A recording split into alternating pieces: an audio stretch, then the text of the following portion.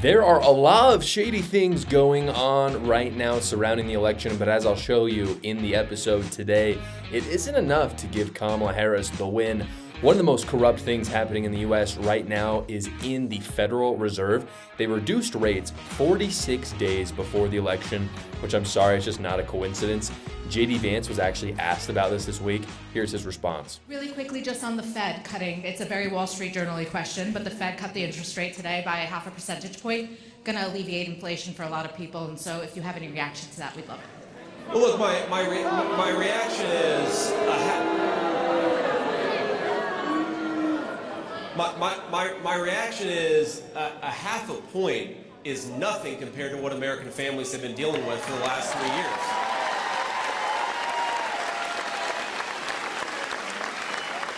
You know, when Donald Trump left office, a lot of Americans were getting 3-4% mortgages. Now they're getting 8% mortgages. A half a point is not going to help those families a whole lot. It's better than nothing.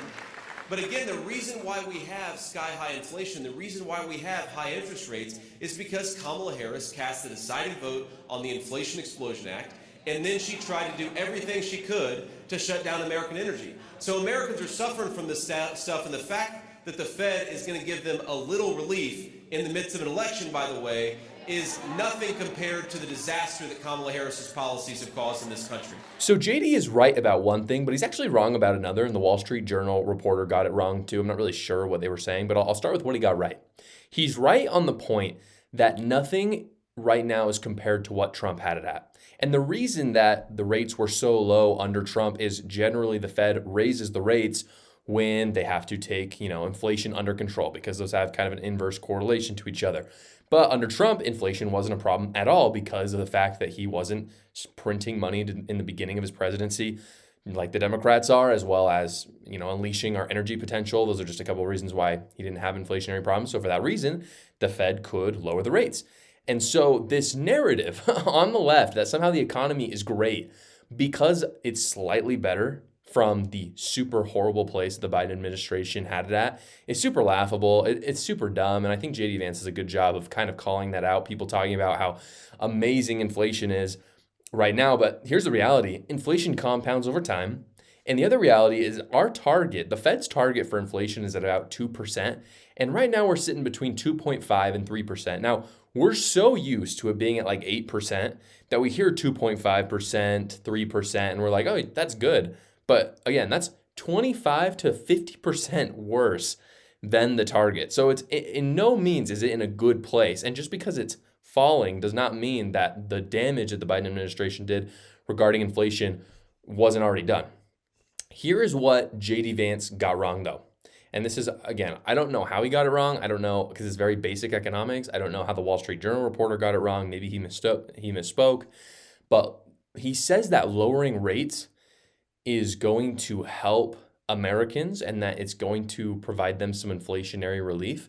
But like I just said, lowering rates does not lower inflation. It actually does the opposite. It raises inflation, which again raises the question, if we're not at our target inflation right now, why the heck is the Fed reducing rates? And there's a couple reasons for this. The first, obviously, is because we're 45 days out from the election.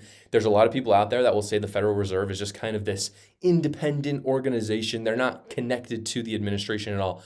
But at the same time, if you truly believe that the Democrats haven't exerted all of their force and all of their persuasion on Jerome Powell to reduce rates right before the election, if you don't believe that, you're stupid. I'm sorry. Of course they did.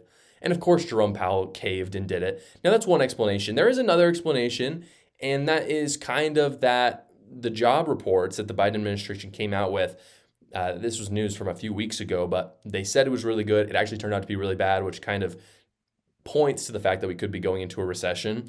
If that's true, reducing the rates could make sense. But what's so troubling about it is that Jerome Powell this whole time has said that he would not reduce rates probably until December after the election has taken place. And now suddenly he's done it 45 days before the election. So it really is weaponization of the Federal Reserve. The reason, just to go through this, I never want to be that guy to just get up there and just say something. I want to explain the reason why. The reason why lowering interest rates is going to keep us from going into a recession is because lowering interest rates makes it easier for banks to borrow against the Fed, which in turn makes it so companies can borrow money from banks, which in turn makes it so that they can have more jobs fulfilled. So that's the reason why that's happening. But at the end of the day, again, you're stupid if you think that the Fed wasn't influenced by the Biden-Kamala Harris administration, or really beyond the administration, the Democratic machine, which is something I've talked a lot about. Of course, they exerted all their power on them. And of course, people are going to look at this and see this as an economic win. I don't think it's an economic win. This is where I disagree with JD Vance. I think what we're going to see is it might keep us out of a recession. I think the job market will continue to be pretty mediocre. If any of you are out there looking for jobs right now, you know exactly what I'm talking about. There's mass layoffs in several fields right now, especially some, high skill fields like in the tech industry. And then of course, inflation is going to get worse. So if you're not happy right now with grocery store prices or with gas prices, they're going to go up, and they're probably going to go up by, this rate cut is going to bring it probably above 3% inflation, at least for a time. So I find that really concerning. And again, it points to the fact that Democrats will do anything for power. They will literally make inflation worse if it means staying in power. And they've done that time and time again. This is just the latest example of it. As we'll talk about, though, right now, guys, that level of corruption that the Democrats are working with in the bureaucracy, in the deep state, it's actually not enough for them to win, and I'll show you why.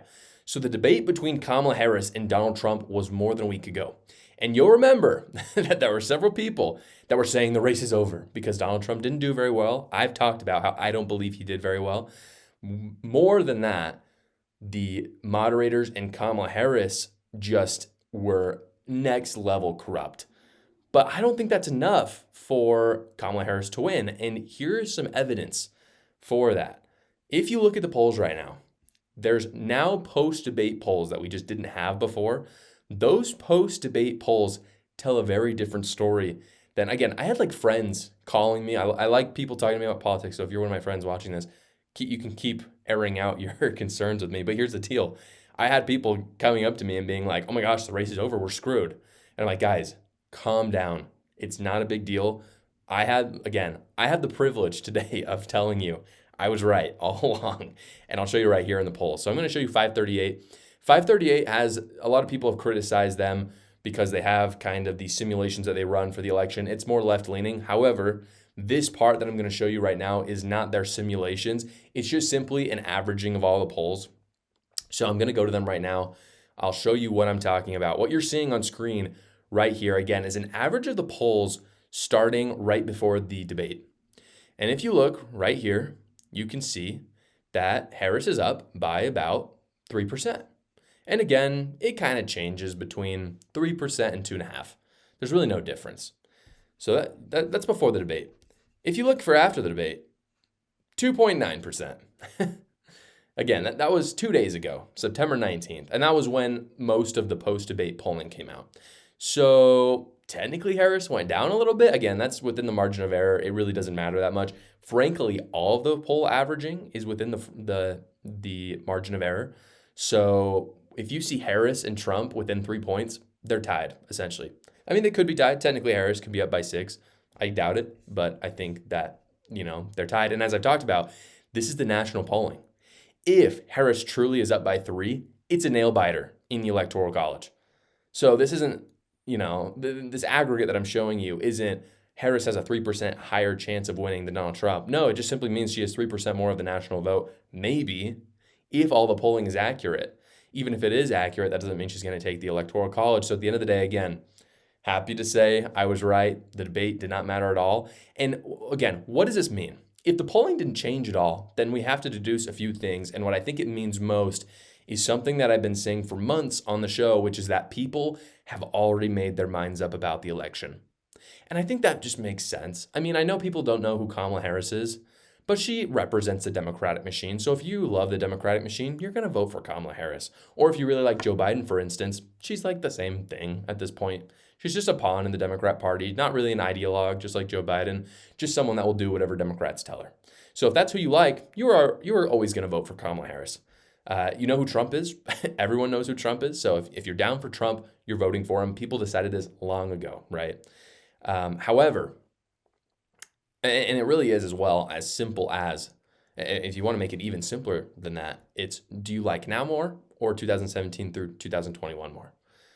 And most people, it's just very easy to look into yourself and be like, I like that one more. So they know who they're going to vote for. So I don't think it's about persuasion at this point at all. It's about turnout, which I've said for super long. This race will come down to turnout.